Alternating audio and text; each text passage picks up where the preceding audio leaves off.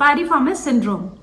Piriformis syndrome gluteal region में होने वाले उन ग्रुप ऑफ सिम्टम्स को कहा जाता है जो पायरिफॉर्मिस मसल की वजह से अराइज होते हैं।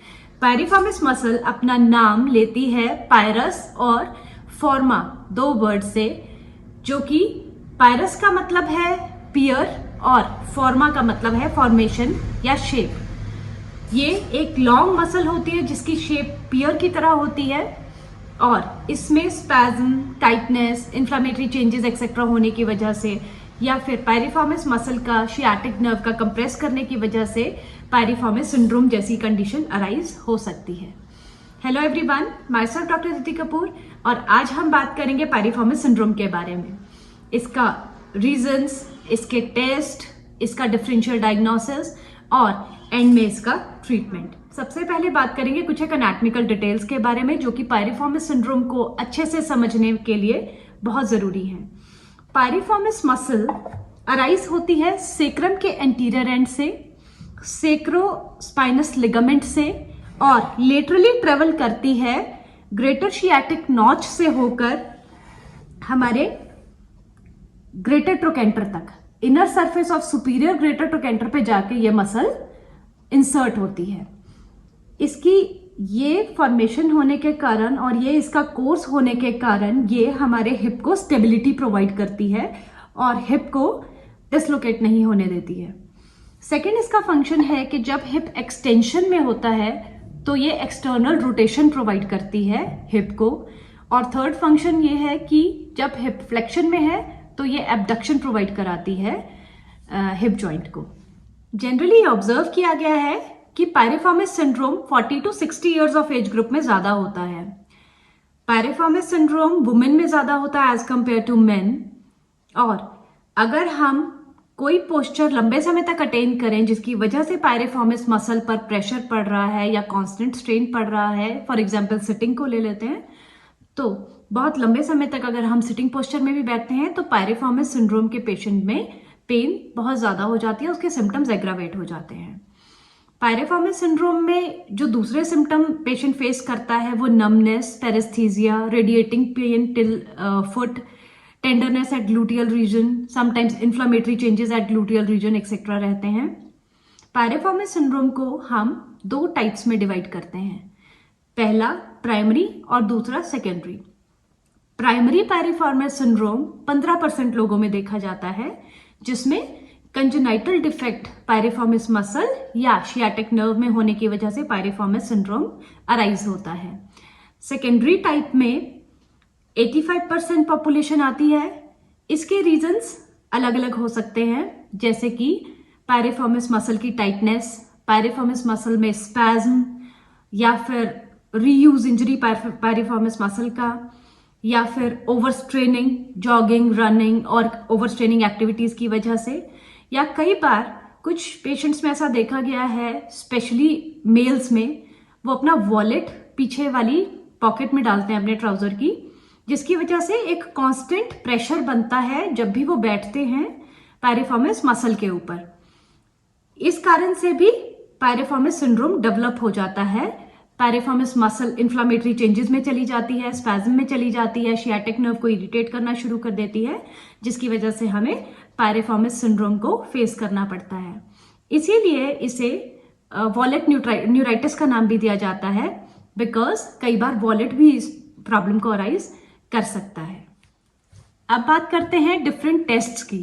किन किन टेस्ट को हम परफॉर्म करके ये कंफर्म कर सकते हैं कि पेशेंट को लो बैक या शियाटिका की प्रॉब्लम जो आ रही है वो पायरिफॉर्मिस मसल की वजह से है, पायरिफॉर्मिस सिंड्रोम की वजह से है, या लो बैक पेन के किसी अदर रीजन की वजह से है, जैसे slip test etcetera.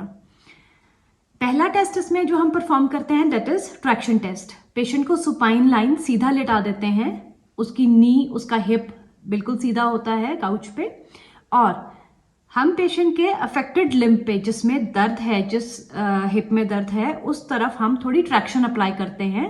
It means थोड़ा खिंचाव देते हैं। अगर पेशेंट ऐसा करने पर रिलीफ फील करता है तो पायरिफॉर्मिस टेस्ट पॉजिटिव माना जाता है। अगला टेस्ट पायरिफॉर्मिस साइन कहा जाता है। पायरिफॉर्मिस साइन में हम पेशेंट को सीधा लेटने के लिए कहते हैं, बिल्कुल रिलैक्स्ड पोजीशन में, हिप और नी बिल्कुल सीधे होते हैं।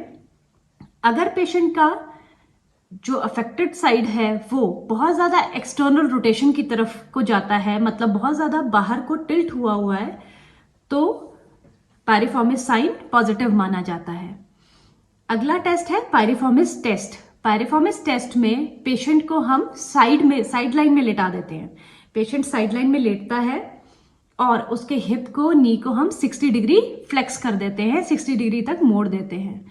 उसके बाद जो एग्जामिनर है वो उसके नी पर हल्का सा डाउनवर्ड प्रेशर देता है, जिसकी वजह से पेशेंट को पायरिफॉर्मिस मसल वाली जगह पे, ग्लूटियल एरिया में एक्सट्रीम पेन महसूस होता है।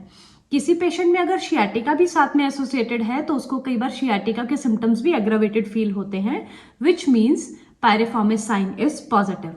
अगर इस तरह का कोई सिम्टम ये टेस्ट परफॉर्म करने पर पेशेंट को फील नहीं हो रहा है, मतलब पेन का ओरिजिन लो बैक के किसी अदर रीजन की वजह से है। अगला टेस्ट आता है फ्लेयर टेस्ट। फ्लेयर टेस्ट में हम पेशेंट को सुपाइन लाइन में लेटाते हैं, सीधा लेटाते हैं, पेशेंट के हिप और नी को 90 डिग्री तक फ्लेक्स कर देते हैं और फिर उसके बाद उसको एडक्शन में लेकर जाते हैं, अंदर की तरफ उसको लेकर जाते हैं और इंटरनली रोटेट करते हैं। ऐसा करने पर अगर पेशेंट के सिम्टम्स फ्लेयर अप हो रहे हैं, ज्यादा बढ़ रहे हैं, तो डेफिनेटली इट्स पायरिफॉर्मिस मसल जो कि पेन कॉज कर रही है। तो आगे बढ़ते हैं पायरिफॉर्मिस सिंड्रोम के ट्रीटमेंट की तरफ। पायरिफॉर्मिस सिंड्रोम के ट्रीटमेंट में कंजर्वेटिव मेथड्स को अपनाया जाता है, जिसमें कि फिजियोथेरेपी का एक बहुत बड़ा रोल माना गया है। फिजियोथेरेपी ट्रीटमेंट के साथ साथ एंटी इंफ्लामेटरी ड्रग्स और एनाल्जेसिक्स का यूज भी किया जाता है। फिजियोथेरेपी ट्रीटमेंट में इलेक्ट्रोथेरेपी और एक्सरसाइज थेरेपी के कॉम्बिनेशन से पेशेंट को ट्रीट किया जाता है, जिसमें पेन रिलीफ और इंफ्लामेटरी चेंजेस को रिलीव करने के लिए कुछ मोडालिटीज की हेल्प ली जाती है और पेरिफॉर्मिस मसल की टाइटनेस को रिलीव करने के लिए कुछ एक स्ट्रेचिंग एक्सरसाइजेस, अगर पेरिफॉर्मिस मसल की वीकनेस है तो उसको क्योर करने के लिए कुछ एक पेरिफॉर्मिस स्ट्रेंथनिंग एक्सरसाइजेस और मोबिलाइजेशन और फिजियोथेरेपिस्ट जो आपका स्ट्रेचिंग एक्सरसाइजेस करता है उन्हें इंक्लूड किया जाता है। प्रिकॉशंस का बहुत बड़ा रोल रहता है। प्रिकॉशंस और एर्गोनॉमिक केयर हर पेशेंट को गाइड की जाती है, जिससे कि वो किसी भी गलत एक्टिविटी में इंडल्ज ना हो जिसके कारण पायरिफॉर्मिस सिंड्रोम एग्रावेट हो जाए। प्रिकॉशंस रखना बहुत ही जरूरी है। जितना जरूरी ट्रीटमेंट है उतनी ही जरूरी इसकी प्रिकॉशंस भी रहती हैं। अगर किसी पेशेंट में ये सब कंजर्वेटिव मेथड से फायदा नहीं मिल रहा है तो फिर इसके लिए इंजेक्शंस और सर्जिकल मेथड्स का भी प्रोविजन रहता है। आई होप आपको आज का ये वीडियो इंफॉर्मेटिव लगा होगा और पायरिफॉर्मिस सिंड्रोम को पहचानने और इसके ट्रीटमेंट में ये आपको हेल्प करेगा। आने वाले फॉलोइंग वीडियो में मैं आपको इसकी एक्सरसाइजेस के बारे में प्रैक्टिकल नॉलेज दूंगी। So stay tuned. चैनल को लाइक और सब्सक्राइब करना मत भूलिएगा और बेल आइकन जरूर प्रेस कर दीजिएगा ताकि हर इंफॉर्मेटिव वीडियो की नोटिफिकेशन आप तक पहुंच सके। Thank you.